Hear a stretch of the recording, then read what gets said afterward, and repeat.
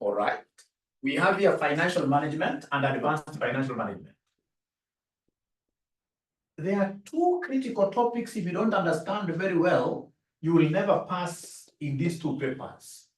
The foundational topics. So the first one, which is really crucial, is the cost of what here? The cost of capital. Without understanding cost of capital in this or in this, automatically be failing every now and then. So remember, cost of capital falls under what we call what here? The financing decisions. Falls under what we call the financing decisions, like that. Cost of capital stroke financing decisions. Very, very important. Very, very important. So under cost of capital, we must know how do we compute cost of capital. So we have in this case here, for example, cost of equity using dividend valuation model, using dividends. We have cost of equity using CAPM, all right, and many other methods here. Very, very important. We must know how to get cost of preference shares, cost of ETC. So today I would want us to look at a question. This question I've just borrowed it from financial management. And I would want us to tackle this question not tomorrow, but now. Now. All right. So, ladies and gentlemen, what are we told here? All of us will be able to benefit, even if we are doing financial management or advanced financial management. This class is for all of us. It's quite an old question. Old is gold, always. Old is gold.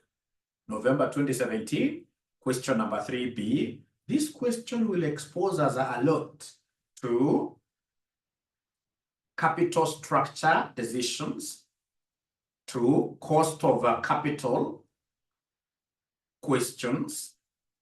Most importantly, this concept of what here? WMCC, weighted marginal cost of capital. So here we are. So you're told Ray Properties Limited is planning to build a business mall. The project will cost 180 million. The firm's current optimal capital structure is as follows. So we have ordinary shares, 10% debentures, we have retained profit, like that. Additional information. The firm will issue a new 15% debenture at shillings 120 each with a flotation cost of shillings 10 per unit. The par value of each debenture is shillings 100. The new ordinary shares will be issued at the current market price of 30 each with a flotation cost of 5 per share. The most recent dividend paid by the company was 5 per share. The dividend is expected to grow at the rate of 5% per annum in perpetuity.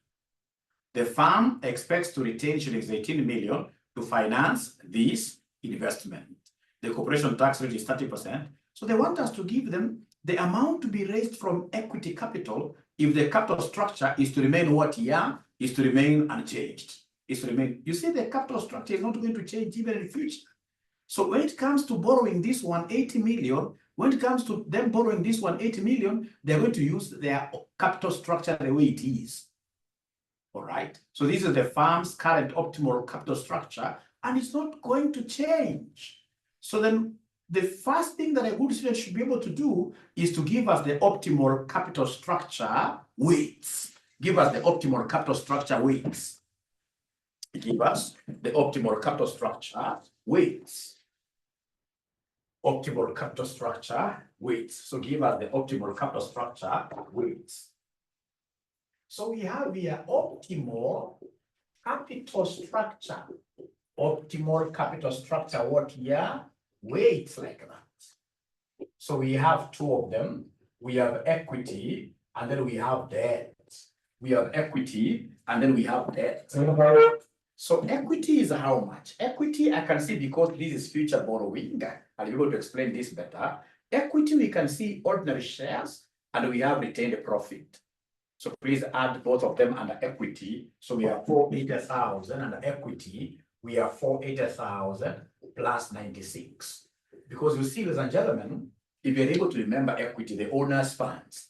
The owner's funds equity, we can raise money from the owners in two ways. Number one, we can sell shares to them.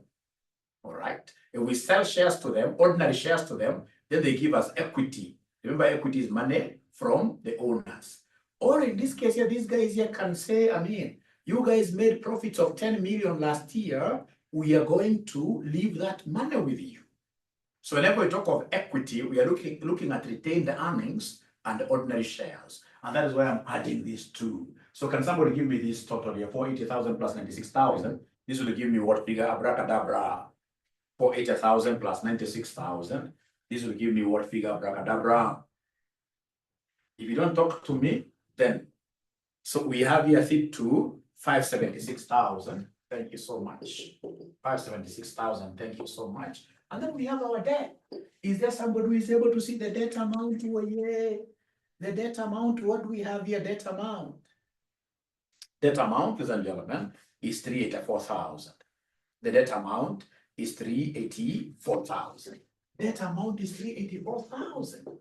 So then in this case, are you able to give me this total figure here? Please give me the total here, the total capital structure, the total here. What do we have for the total, ladies and gentlemen? Total is 500 and no, the total when you add the two is 960,000. So this is 960,000. So I want you guys to give me the weights here. Give me the weights here. Give me the weights here. So this will be 576 over 960. This will be 384 over 960. If you wish, you can put those three zeros, but I've just chopped them. I've just chopped them. So is there someone who can give me these weights in 2 decimal or even 4? It doesn't matter. Give me 2 decimal places for my, 0.6. Exactly 0.6. Exactly 0.6.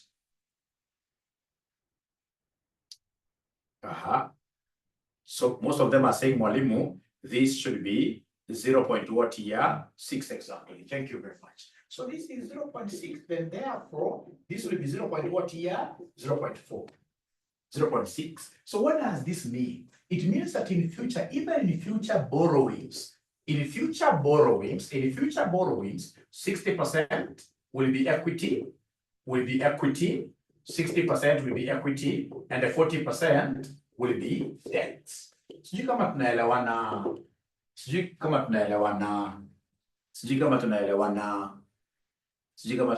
hapo kwamba in future, because of this 60%, we have an optimal capital structure. And if it's optimal means best, we don't want to change from an optimal capital structure to a bad capital structure. So come up as 60% will be equity and 40% will be what here? Will be debt. So what is the question asking us to do, ladies and gentlemen? What the question is asking us to do, if you look at the question very well, they want us, number one, to give them the amount to be raised from equity capital, if they're capital. So the amount to be raised from equity capital. These managers, how much do they want to borrow in total? Hey, Ray Properties Limited is planning to build a business mall. The project will cost Kenya shillings 180 million. So out of the 180 million, we know that 60% will be equity. Therefore, equity amount will be 60% of 180 million. So is there somebody who can give us this figure? 60% of 180 million. How much are we getting there, somebody? Because you see, the mall they are planning to construct is 180. So out of this 180, how much should be equity? How much should be debt? So according to Margaret, it is 108 million. Yeah, thank you very much. 108 million. Alafu sasa usianze kujifanya kama ni mjuaji. Wanza kusema ati na amount also from debt. You see, the examiner has not asked you about the debt amount. It is only the equity amount the examiner has asked you to get. It's only the equity amount that the examiner has asked you to get, which is one way. By definition, remember that the optimal capital structure is that capital structure that minimizes WACC. The capital structure that minimizes where WACC is bare minimum, where the cost of capital is minimized. That is what we call the optimal capital structure. We don't want to move from those percentages. No, we'd want to whatever, just out of for understanding. For understanding, Can somebody, so you have told me equity is 108. So then debt will, because in total we want to get 180. So can you kindly take 180 minus 108? That will be how much here? 180 minus 108 will be how much? 72. So you see now, even in our future borrowings, if you try to take this 108 divided by 180, this will be 60%. If you take 72 divided by 180, this will be 0.4 or 40%. So it doesn't matter what kind of a project finance you shall be looking at in future. Whichever project finance amount you're going to look at in future, you must always get that project finance in the given what year proportions, because those proportions are optimal. Those proportions are optimal. So is number one clear, ladies and gentlemen? I forgot to mention something that, of course, if you want to join us at RCM College, this is our number here, 0719 525 1000. If you want to join us at RCM College, that's our number. And we, of course, charge quite reasonable amounts for our classes, 4,800 per paper. And then, of course, 4,000 for any retakes. Retakes 4,000. You need, in this case here, too. Yeah, where do you get the 180? Thanks for asking. Where do you get the 180? Remember, Ray Properties Limited is planning to build a business mall. The project will cost how much here? 180 million. So this is the amount you are looking for. You as the finance manager, you've been told, want to do a project, want to do a mall, and the project cost is 180,000, 180 million, so they tell you get outside there and look for that 180. And then, of course, you're going to issue shares of 180, and then, of course, debt of 72. I hope Festus up to there, we are together. How Festus up to there, we are together. All right, and I'm so happy because I can see we are 61. I'm so sure there must be ninjas here who have called their friends, which is really good, Then from there, we go to question number what here 2. They want us to give them the number of ordinary shares the company should issue to raise the desired external equity capital. Number of shares. So how do we get this number of shares? How do we get this number of shares now here? How do we get number of shares here, ladies and gentlemen, pretty fast? So to get number of shares to be issued, this is how we shall get number of shares to be issued.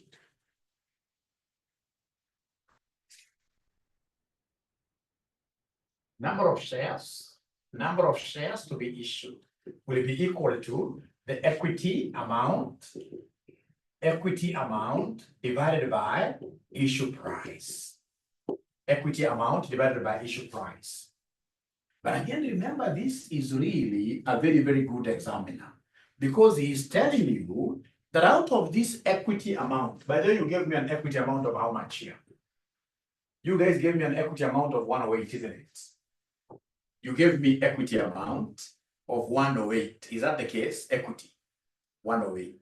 But now out of this 108, part of this will be gotten from the farm. Part of this will be coming from retained earnings. And they've been told, ladies and gentlemen, the amount which will come from retained earnings, you are told here. The farm expects to retain 18 million to finance this investment. To finance this investment, we shall retain ourselves from our profits, 18. So meaning that externally, how much are we going to get from external sources? Because 18 is going to come from, how I pray guys were able to see this. Out of the equity 108, remember equity has got 2 components. We have in this case that amount which will come from internal sources here, 18, and then we have what will come now from outside there as shares. So what is 108 minus 18? I'm being told it's 90. Out of the issue price. So remember, this is 90 million. Do we know, ladies and gentlemen, how much we shall be issuing each share at? When we sell a share like this to come and help us finance this project, how much will be the issue price? Issue price is the same as what here? Selling price.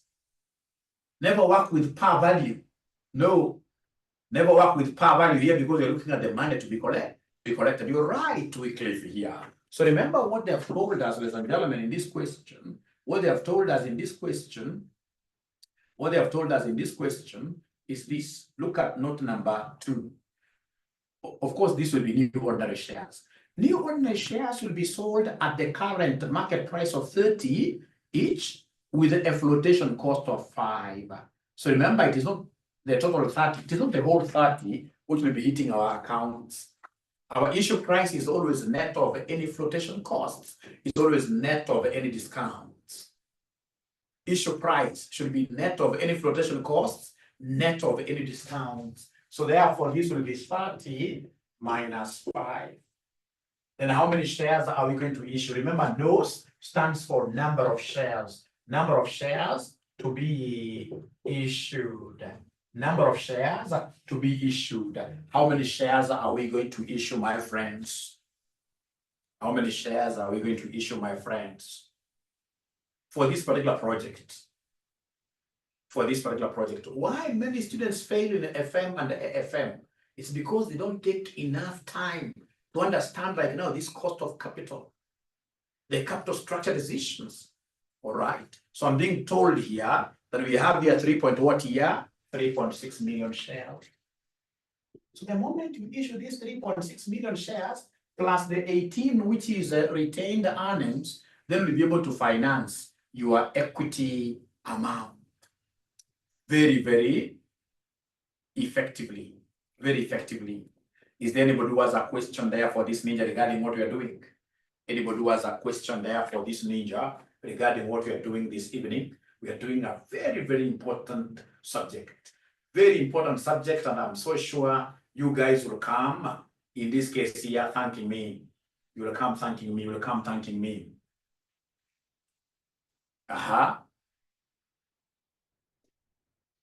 So repeat here, all right. So remember, what have we done here? How do we normally get number of shares? To get number of shares, we shall take the number of, or rather the equity amount divided by the issue price. Remember the equity amount, when you computed the equity amount was 108. But remember, normally equity has got 2 components here. Equity has got 2 components. We have retained earnings, and then we have a share capital. Retained earnings and share capital. So the total equity is 108, and retained earnings will be 18. So then how much do we expect to get from the share capital? It will be 108 minus this 18, which gives me this 90. So then this 90 million is from all the shares. So to be able to get number of shares exactly, I need to come and take the amount to be raised from shares, which is 90, divided by our issue cost. And each share is being issued at 30, and then there is a flotation cost of what here? A flotation cost of 5. A flotation cost of 5. Flotation cost of 5. So 30 minus 5, that gives me what here? 25. So then long run, once I'm able to do something on the optimal weights, but I'll be able to get back to there in the next 2 minutes, if you don't mind. I'll be able to get back to that in the next 2 minutes. Otherwise, allow me to finish this before I allow you, those who have understood, to run away. And then I'll be left with somebody who has not understood this. Now, so number 1, 2 done. Now we are doing number 3. So number 3, they want me to give them the firm's weighted marginal cost of capital. WMCC. WMCC. Now you need to know how to differentiate between WACC and WMCC. Is there anybody who knows the difference between the two? Is there anybody who could be knowing the difference between the two?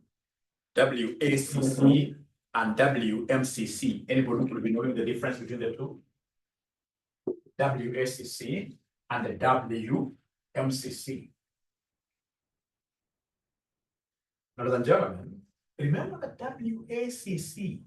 WACC is for existing projects, for existing finance, for existing finance. That's for existing what year? For existing finance. Existing finance or existing project here. Somebody wants to get WACC for RCM, I mean, for whatever projects that we have, I mean. But anytime you want to get, in this case here, like finance for new funds, for new finance or new funds, new projects, then you shall be able to get what we call the weighted marginal cost of capital. Marginal means what? Incremental. Marginal means incremental cost of capital. And why is this cost of capital going to increase? It's because of new projects. It's because of what? New funds. WACCs for existing projects and the WMCCs for new projects here. Not about internal, no. And then again, remember, ladies and gentlemen, if you remember, we shall be doing this quite a lot. This one here normally considers retained earnings. Considers retained earnings. This one here does not consider retained earnings. You're going to see what I mean, ladies and gentlemen. Whenever you are computing weighted marginal cost of capital, the retained earnings are very, very relevant. Retained earnings are very relevant. Allow me to explain something very important here. So, like, for example, in this question, if, for example, they just wanted you to get an appropriate cost of capital without mentioning WACC, an appropriate cost of capital, would you guys have managed to give us this cost of capital to know that it is WMCC they wanted you to compute? Very few finance scholars would have been able to identify a WMCC situation. Very few. That is why very many students fail this paper called Financial Management and Advanced Financial Management. All right.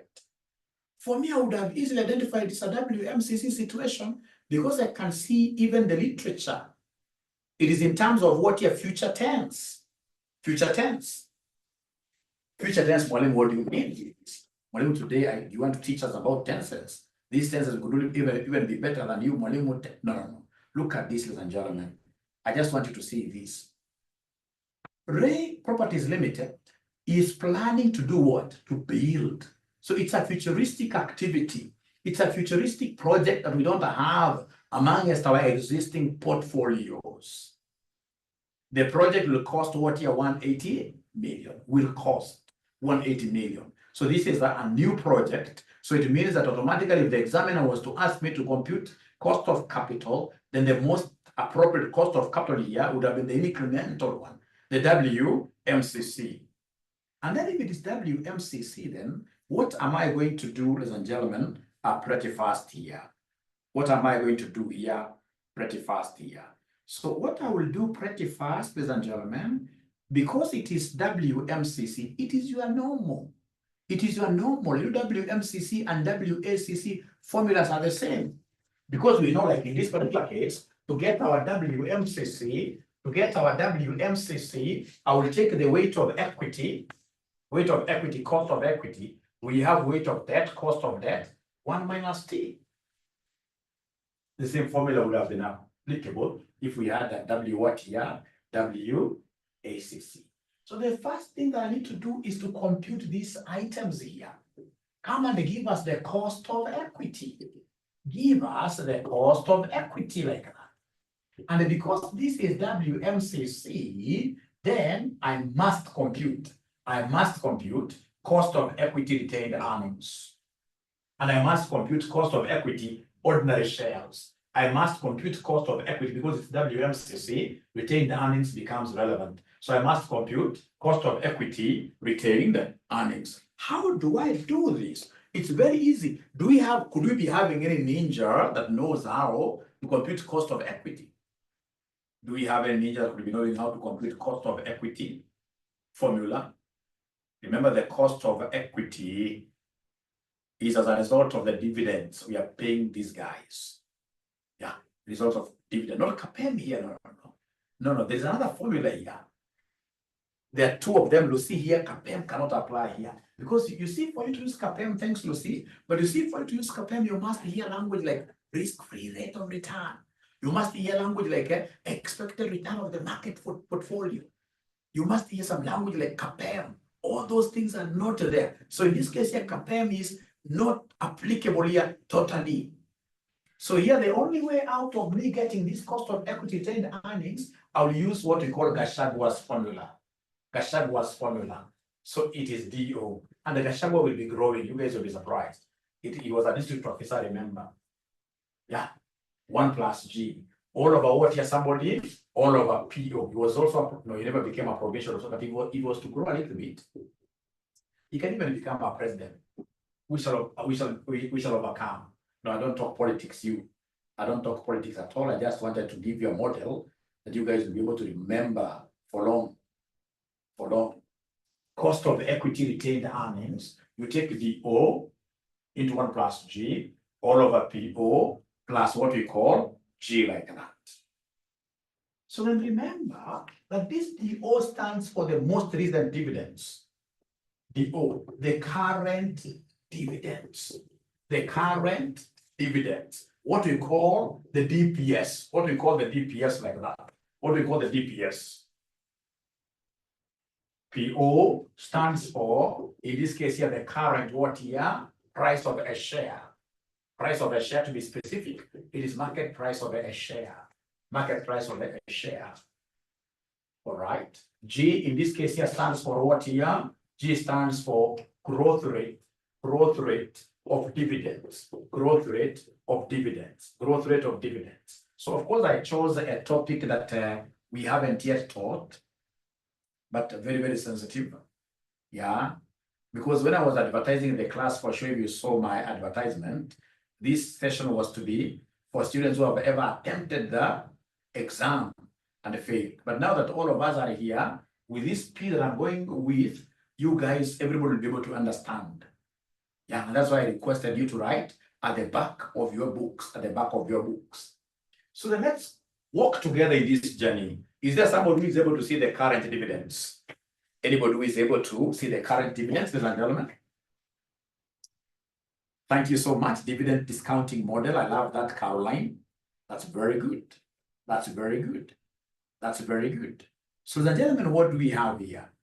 We are told here in note number 2, the new ordinary shares will be issued at the current market price of 30. So that 30 stands for what? Is it DO or PO?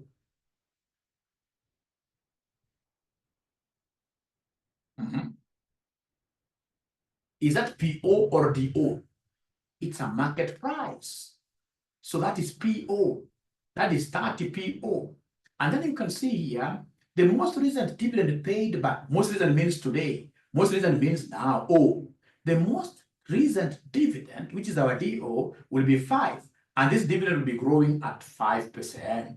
At 5%. So now I have everything really to ensure that I get what here? I get cost of equity, retained earnings. So you guys have just told me that DO. You guys have just told me that DO is 5. Into 1 plus G, G is 0.05. G is 0.05, isn't it? Growth rate is 0. You see 5% is the same as 0.05. All right. Divided by PO. Could you kindly remind me what PO is? I may have forgotten. What is our PO? What is our PO? What is our PO? 30. Plus again, growth rate of 0.0. I would want, ladies and gentlemen, to make it very, very clear for everybody. I would want to make this very, very clear for everybody. Whenever it comes to retained earnings, what is retained in the organization, we don't subtract flotation cost. Because I'm so sure somebody may come and say, well, subtract flotation cost. No. Retained earnings is already money in our bank accounts. We are only going to get this money from our bank accounts, 18 million. We invest in our new project. We shall not be sweating to raise money out of our retained earnings. We only incur flotation cost when we want to sell our company's shares. Selling company shares is never an easy thing. You must advertise a lot. You must have an underwriter. But whenever you're getting money from retained earnings, flotation cost is always what here? 0. If I were you, I would have said that flotation cost flotation cost, flotation like this, flotation cost, flotation cost, flotation cost, and retained earnings. Flotation cost and retained earnings equals who? Equals 0. Flotation cost and retained earnings equals 0. Flotation cost and retained earnings equals 0. So let us get all of us our calculators. Let's get all of us our calculators. So if we get our calculators, we are saying 5 times into brackets 1 plus 0.05 close, you say divided by 30 equals first. Whatever I get, I add this independent G plus 0.05. So then this one here, if I say SD, I'm getting 0.025. 0.025, sorry, 0.025. So this is 0.025, 0.022, no, 0.225, which is the same as 22.5 watt here percent, which is the same as 22.5%. So, and the cost of equity, I will have to get cost of equity retained earnings, very, very important. And then I must get cost of equity, ordinary shares, cost of equity, ordinary shares, cost of equity, ordinary shares. So I must come here now. Remember, I'm doing this simply because I'm getting WMCC. Otherwise, if it was WACC, I would not have computed cost of equity retained earnings. I would have straight away gotten cost of equity, ordinary what year? Ordinary shares only. But because it is weighted average, or rather weighted marginal cost, the two of them are relevant. So then go ahead and give me the second tick there, and the cost of equity, give me the cost of equity, give me the cost of equity shares, ordinary shares, give me the cost of equity, give me the cost of equity, ordinary shares. Every other thing will remain the same. Every other thing will remain the same, except for the fact that, ladies and gentlemen, to sell shares outside is never easy. You really have to struggle a lot for your shares to be accepted outside here, like Safaricom did during the initial public offering. You must produce a prospectus, you must advertise on the daily newspapers, you must go to Kameme, you must go to all over. People are advertised. It will be very costly. So now here, because it's cost of equity shares, then you're going to introduce flotation cost. So then this one here will be DO, still that remains as 5, 1 plus 0.05 like that, all over PO. Our PO is 30, PO is 30 minus flotation cost. Flotation cost has been given there. Is there somebody who is able to see flotation cost, ladies and gentlemen? Anybody who is able to see our flotation cost in this question? Anybody who is 5? Thank you so much. 5. And then the growth rate still remains at 0.05. The growth rate remains at 0.05. So then you come and take, in this case here, your calculator, you say 5 times 1.05 divided by 25. You say equals, and then you say plus 0.05 equals SD. I'm getting 26%. I'm getting 26%, 0.26, which is the same as what here? 0.26, which is the same as 26%, like 26%. So is this clear, ladies and gentlemen? Because for me to be able to get this WMCC, I must get cost of equity. I must get cost of what here? Debt. So up to here, is it clear? Is it clear up to here? Very clear. Thank you very much. Now then that opens a door for me to go and now discuss what we call cost of debt. Cost of debt. So cost of debt, we have got 2 types of debt instruments. Do you know them? We have got 2 types of debt instruments. Do you know them? 2 types of debt instruments. Do you know them? 2 types of debt instruments. Do you know them? Do you know them? The debt instruments. We have what we call irredeemable debt. And then we have redeemable debt. Irredeemable and redeemable. Redeemable. Those are those debt instruments with a maturity period. We are told that this debt will be reimbursed after, say, 10 years. And then redeemable, these are the normal bank loans, which of course you and I will always know how to roll over. We keep on rolling them over like that. I mean, kakiisha hivi, unaenda unakopa kingine kwa bank. Ako ni redeemable. Kakiisha, unakimbia unakopa kingine kwa bank. Ako ni redeemable. Now, what kind of debt do we have here? The firm will issue a new 15% debenture at 120 each, with a flotation cost of shillings 10 per unit. The par value of each debenture is shillings what here? Is shillings 100. Is shillings 100. So what type of a debt is this? Is it redeemable? This debt. Is it redeemable, my good students? This debt. Is it redeemable, my good students? If it was a redemption debt, then I would have seen the period of redemption. I would have seen like this thing should be redeemed after say 10 years. So this is irredeemable. And if it is irredeemable, then this is an examiner who is wishing you success. Because if it is irredeemable, what I will do, I will simply come and get my KD. So this is irredeemable. And if it is irredeemable, then my KD is very easy. I will take the interest, divide this by what your market value of bond, minus any flotation cost if there is. And this interest must be after what year? After tax. After tax. The interest there must be after tax. Then the next thing that I will do, I will come here and compute the interest amount. This is very important, it confuses students. So interest amount, I've seen the rate of interest is 15%. So 15% of the par value. 15% of the par value. 15% of the par value. Remember, interest amount, you take the coupon rate times the par value. You take the coupon rate times the par value. So do we have the par value in this question? Do we have the par value in this question? Do we have the par value in this question? So the par value, ladies and gentlemen, we are told that the firm will issue a new 15% debenture at shillings 120. You can see they are issuing new at shillings 1. That must be the value of the bond.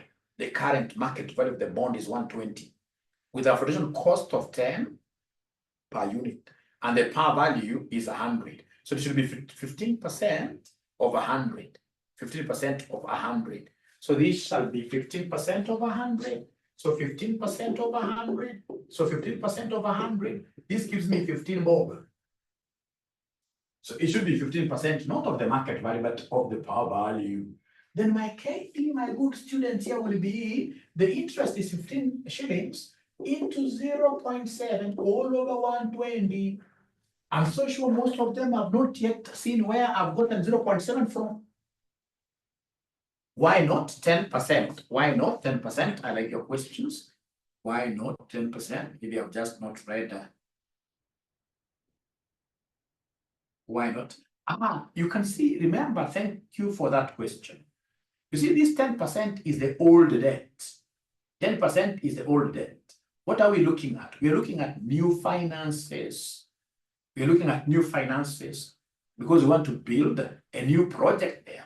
And in this new finance, we are told the firm will issue what here? A new 15% debenture. I hope you are together there. Thank you for asking the question. Thank you for asking the question. So then I pick up my calculator. I say 15 times 0.7 divided by 120. Whatever I get, I say times 100. Then, ladies and gentlemen, I'm at home. I'm at home. What are you guys able to get? Caroline, I don't know how you're getting 9.5 through because I'm getting 8.75. 8.75. Yeah. Remember, tax rate has been given as 30%. Tax rate is given the question as 30%. All right. So I should say 1 minus 0.3, which is 0.7. And then I say 15 times 0.7. Whatever I get, I'm getting 8.75. Can you kindly confirm? Most of them are getting? Yeah, we have a flotation cost. That is something I would have almost missed out. Thank you for that. We have a flotation cost of 10. Thank you so much. We have a flotation cost of 10. Thank you so much. Then we come and take 15 times 0.7 divided by 110. Times 100. Thank you so much. Now we are getting what here? Somewhat 9.55%. 9.55%. Is that now okay? Are we now together? Are we now together 9.55%? Are we together? 9.55%. Are we together there? Yeah. And fortunately, here we don't have any preference share capital. In our capital structure, there's nothing like preference share capital. So now we are through with this cost of capital. We are through with the cost of capital. Now, there is one thing that I will need you guys to tell me. I also have the weights. But if it is WMCC, I need what we call the breakpoints. If it is WMCC, for WMCC, you must always compute breakpoints. For WMCC,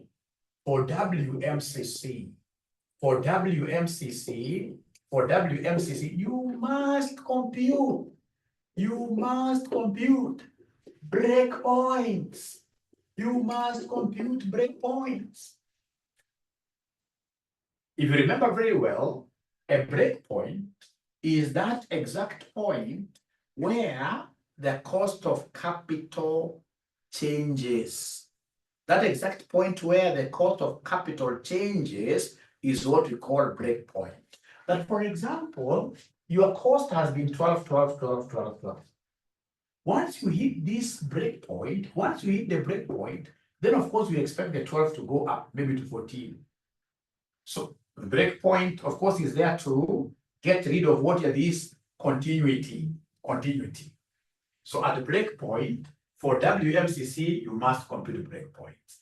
And at breakpoint, we expect the cost of capital of a firm to change.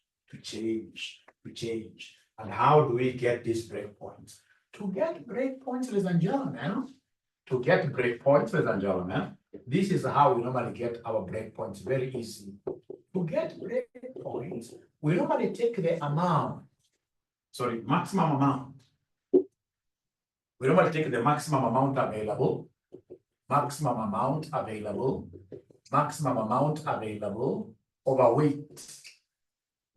the weight in the capital structure.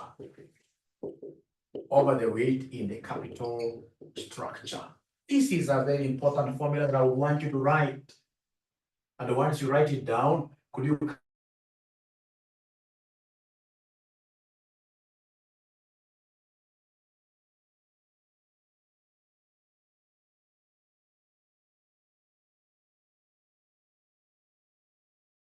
maximum amount available divided by weight in the capital structure. And we shall get the breakpoint for equity, and for debt. So remember, equity, you've got two things. You have retained earnings and you have ordinary shares. So equity, you must give us a breakpoint for retained earnings first, cheaper, and then breakpoint for the ordinary shares. So come here and they give me BP1, retained earnings. Let me ask you guys a question. Has this examiner given me the maximum retained earnings? For this particular project, have they given me the maximum retained earnings? Do I know how much can I withdraw maximally from the retained earnings account for this project, for this new project? They have told me they're going to give me how much maximum? They're going to give me 18 million. 18 million. All of it, if it is, I would have actually written like this. So this breakpoint, it will be maximum amount available,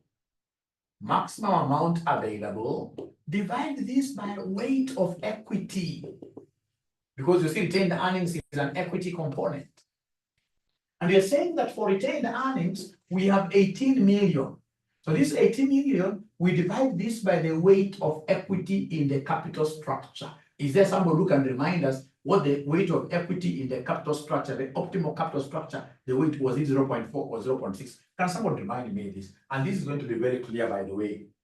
Can someone remind me this? So the optimal weight was 0. What here? The optimal weight was 0.6. The optimal weight was 0.6. So can you kindly go ahead and divide this for me? 18 million divided by 0.6 will end up giving me what breakpoint?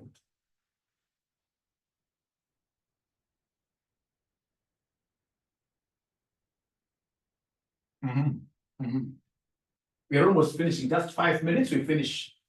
5 minutes, we finish. So this is giving me 30 million. Thank you so much. Then we shall come and get breakpoint 2 for ordinary shares. Breakpoint 2 for ordinary shares. Breakpoint 2 under equity, we have retained earnings and ordinary shares. So we ask ourselves, we go to ordinary shares. Let's go to ordinary shares. What are they telling us under ordinary shares? What are they telling us under ordinary shares? What are they telling us under ordinary shares? What are they telling us under ordinary shares? What are they telling us under ordinary shares? They're only telling us new ordinary shares will be issued at current market price of 30 each. They are not giving us any maximum. There is nowhere they're defining maximum amount that we can get from ordinary shares. They're not giving us any maximum. So like some video I watched some time back, they used to tell us no retreat, no surrender. No retreat, no surrender. So the same case here. So here, because you don't have maximum, you will simply tell us no maximum, and therefore no what here, no breakpoint.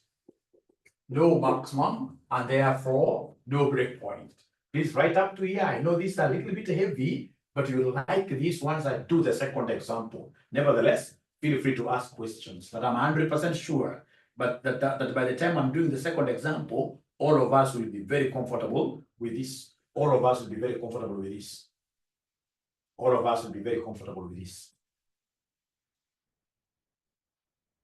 All right. So that is breakpoint for equity. Go ahead and give me breakpoint. Go ahead and give me breakpoint for debt. Breakpoint for debt. Give me breakpoint for debt. Go ahead and then you give me what we call breakpoint for debt. So go ahead and give me breakpoint for whom? For debt. So remember the breakpoint for debt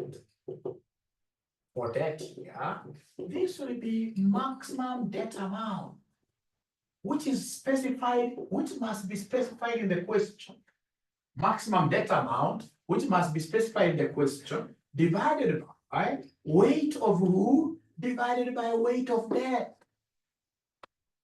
Ladies and gentlemen, even if you are to go all the way from here to Timbuktu, in terms of debt, there is nowhere they are specifying any amount. There is nowhere they are specifying any amount. Nowhere. Nowhere. If you look at debt, just try reading this debt, new information. The new information on debt, there is nowhere they are specifying. I'm telling you the truth. There is nowhere. You'll see here. You will see here. If you come to that, you will see here.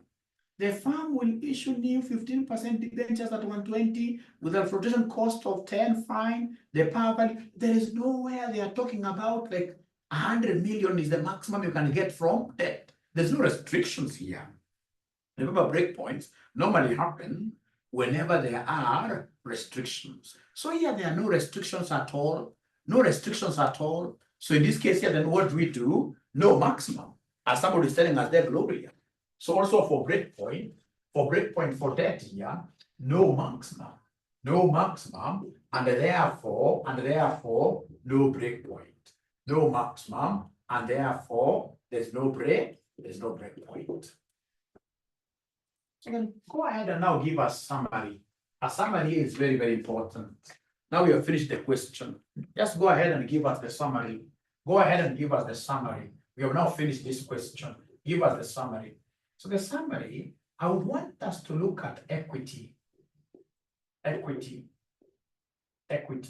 So remember, for equity, I have in this case here cost of equity 1.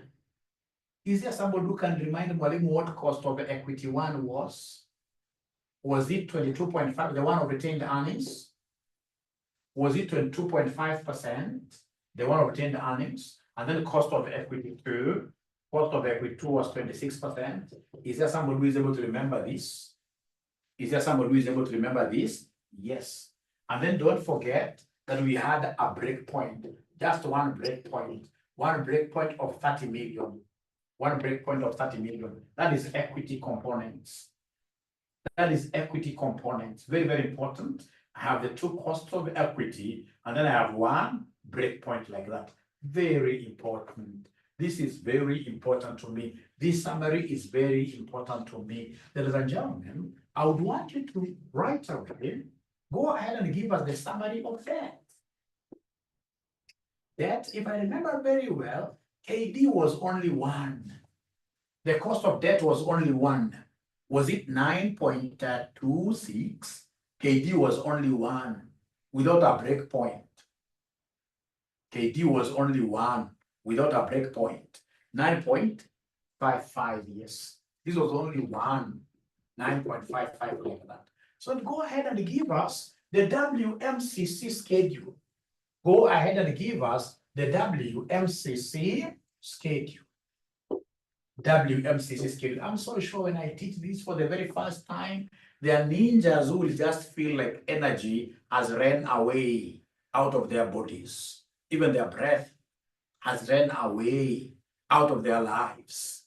But trust you me, once I repeat this or I do a different question, now ninjas will come back to life. So just hold on to your breath. So weighted marginal cost of capital schedule. So you shall give us breakpoints in ascending order.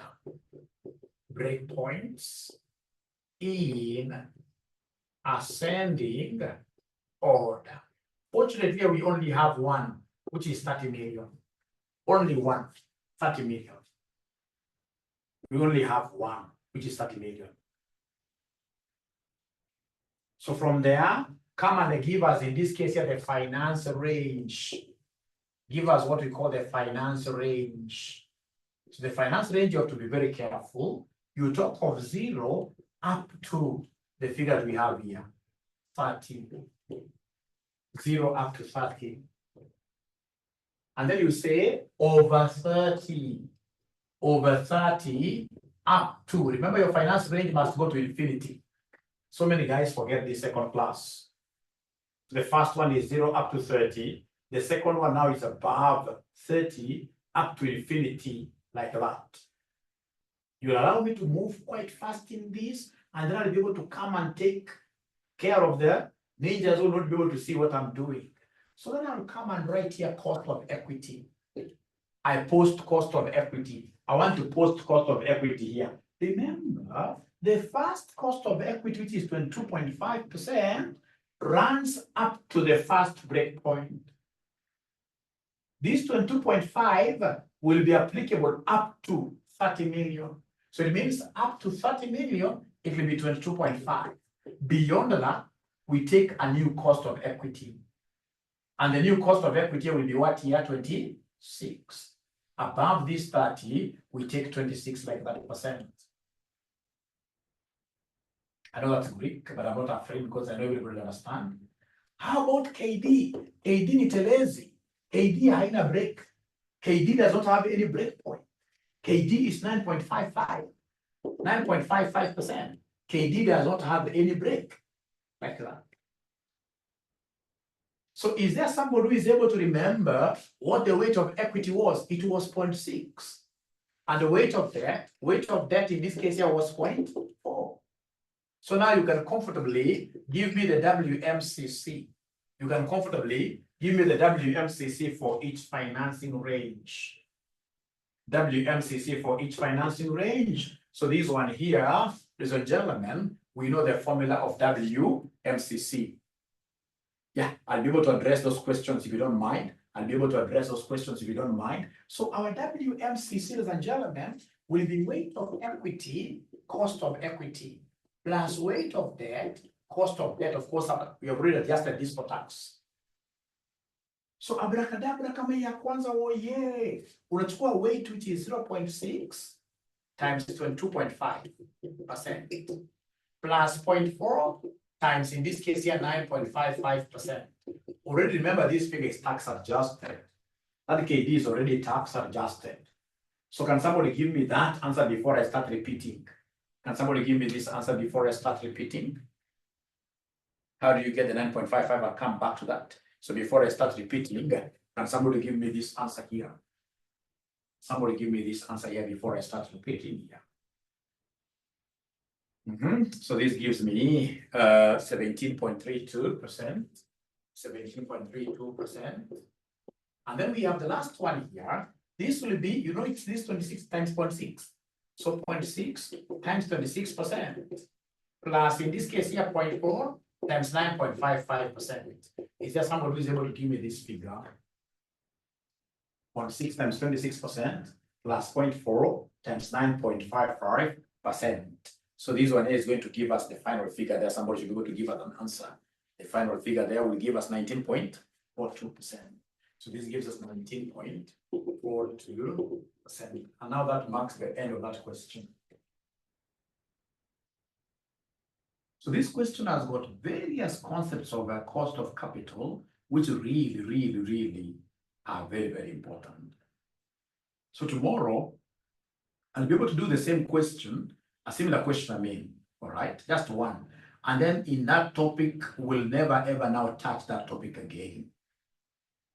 So there are various questions that have been asked there, which I would prefer, if I can give you this video, I'll be able to attach this video on my YouTube channel.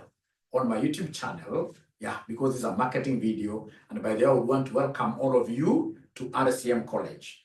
Come and study with us. This is our number here, 0719525000. And right now we have partnered with the HELB for our students to get the HELB loans.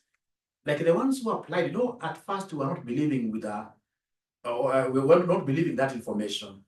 So just took some, about 20 students through, they were able to apply. They got allocations. Some of them were getting allocations of up to 60,000 at RCM. And is this 60,000 at RCM, given that we charge 4,800, all right? That will give you money for how many semesters? 4 semesters. And the other good thing with the HELB, ladies and gentlemen, is the fact that that loan, you'll only start repaying that loan after 3 years. After 3 years. And it is at 6%. Who will ever give you a loan at 6%? 6%. All right. So if you would want, in this case, here to get information about the HELB and whatever, this is the person, the manager in charge of HELB at RCM. Yeah. They'll be able to take you through the process of applications, which is very important. Yeah. And remember, when you are doing CPA at the moment, yeah, you can apply. If you have a brother at home, a sister at home, who has a interest in accountancy and maybe you've been lacking funds, this is the opportunity, because CASNEB pays for them even registration fees. I mean, CASNEB now has really styled up. It's CASNEB and HELB. Yeah. So in this case, you are paid for. And remember now, this loan is not like the university loan, which has got a lot of competition. This one does not have competition. Actually, this is the first time people are getting these monies. All right. So it doesn't have no much competition. Whatever you apply for, maybe it will come up 5,000. You apply for 6 to pay 50, 55 like that. Ukipata hiyo, ukimaliza hiyo semester ama mwaka ikisha, una apply more like that. All right. So then that was just by the way, the most important thing. We are ready to teach you finance, and we are welcome to join us at RCM. Otherwise, for now, please work with the video that I shall be able to upload on my YouTube channel, which is Joshua Aura. This video, very important, and be able to know how to call it. So Joshua Aura, and once you go to Joshua Aura, ensure that you are subscribing. Ensure that you are subscribing. Yeah. Are you able to tag me? Are you able to tag me, Purity? Are you able to tag me on the group there? Nowadays, you have young men who are able to really give students access to LMS very fast, very fast, very fast. Otherwise, thank you so much. Be blessed. Enjoy your evening. Yeah, immediately, Gloria, after this, yes. After this, I'm taking it up now. Give me maximum 20 minutes. Thank you. Bye. And let's make RCM a household name on matters of what here? On matters of accountancy in this industry. Thank you. Bye.